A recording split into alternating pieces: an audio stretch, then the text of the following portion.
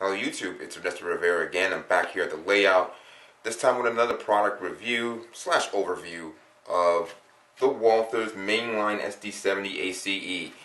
I had this locomotive for a couple of months now. I absolutely love it, and I'm going to tell you why. A lot of model railroaders might, hate on this one a little bit because it's kind of the low end spectrum of the kind of the entry level of the mainline or the SD70ACe, but I think that this is probably the most important locomotive in HL scale, and I'm going to tell you why in a minute. So let's get into the detail, and then we'll run some sound and then give you some of my thoughts. We're going to take a look at the front of the locomotive first, and you're going to notice that there's a lot of detail that's not present on the engine, like the one obviously the windshield wipers are missing, some of the grab irons are missing, and even the MU cables too are missing too. You got to keep in mind this locomotive, it retails for $199, but I got this for $139. So you're gonna notice there's gonna be some shortcomings in the detail. There is some cabin interior as well, so it's not bad. I mean, I think it's pretty decent. So we're gonna move along. I'm gonna take a look at the rear of it.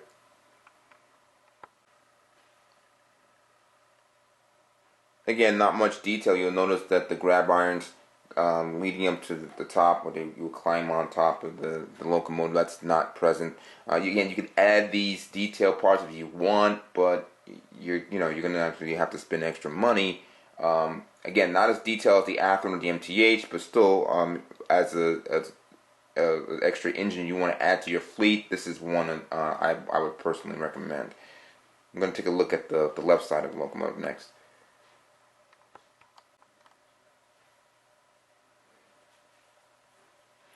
You'll notice that there's the safety striping on the side of the locomotive. I like the handrails on this. I have to give Walthers credit for that. They did. It's not as brittle as the Athlon model. It's not as strong as the MTH, but it's kind of the in between. So it's really nice.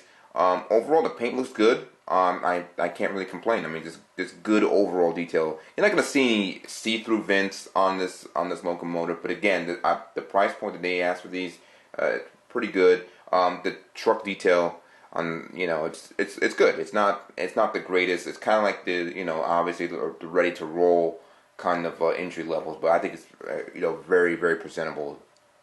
So we're going to move on to the right side of the locomotive next.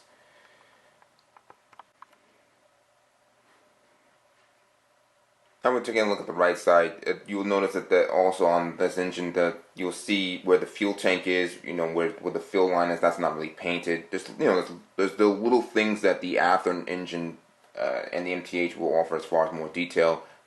Even the warning labels on the side, that's missing too. So if you want to bring this engine up to its to obviously an Athlon like a Genesis or an MTH, you're going to need to add some detail, more like a detail kit for this.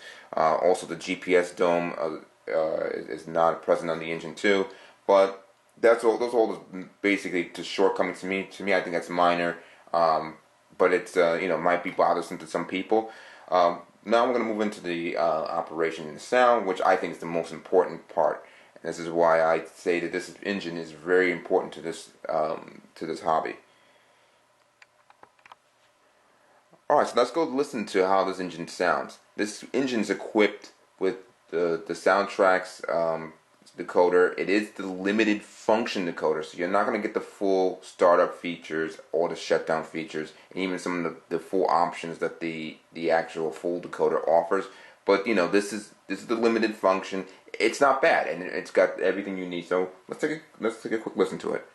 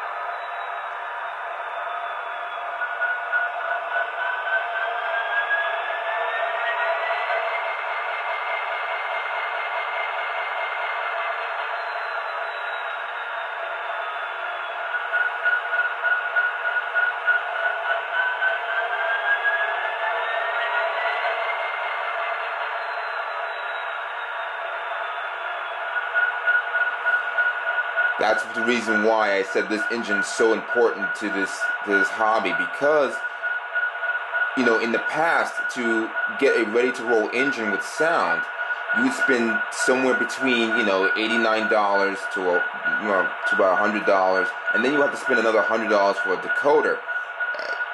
With this, you get a sound and a ready-to-roll package for under $150. And there's one thing that's really special about this engine that's not in the Bachmann lineup. This engine has functioning ditch lights, headlights and ditch lights. So that's one thing to note. I'm going to show you how it looks. It's got the white LEDs, much better than Athearn. MTH just does offer LEDs, but this engine also has LEDs. So, I mean, between the LEDs, the sound, and the price, you really can't beat it. This is one of the engines that you could add to your fleet because it's got that Soundtracks decoder in it.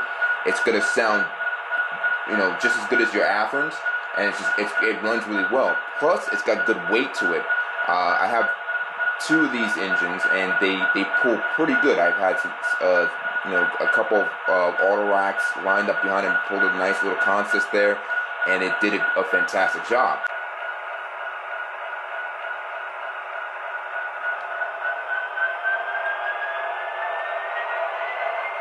Now here you can see what I'm talking about with the white LEDs. They're just beautiful, nice and bright.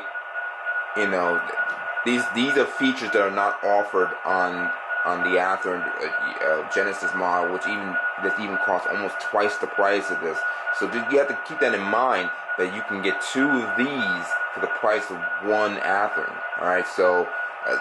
Look, guys, in my opinion, I think this is a great engine to start off with. It's great for the entry-level person in the hobby, even the experienced people in the hobby who want to add to their fleet.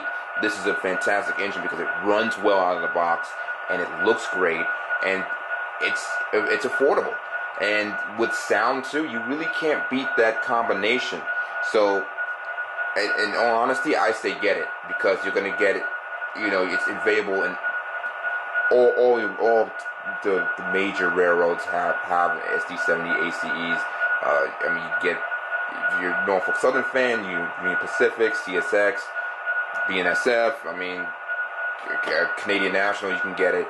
The only railroad that doesn't have an SD70 series of engine is Canadian Pacific, but that's prototypical. They don't have one in real life either. So again, it's available in many roads, and the price is good, guys. So Walthers is still producing these engines. They're actually going to do another run of these with different road numbers. So, in my opinion, I say go out there and get yourself one. It runs fine. I have no problems with them, and I'm almost guaranteed you're going to love it.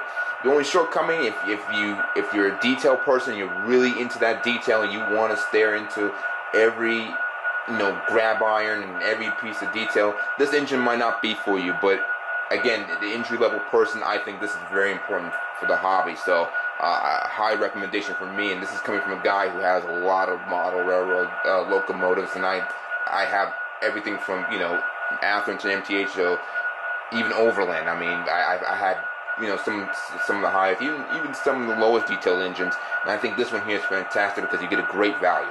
So until then, guys, man, go pick yourself up one. I truly recommend it.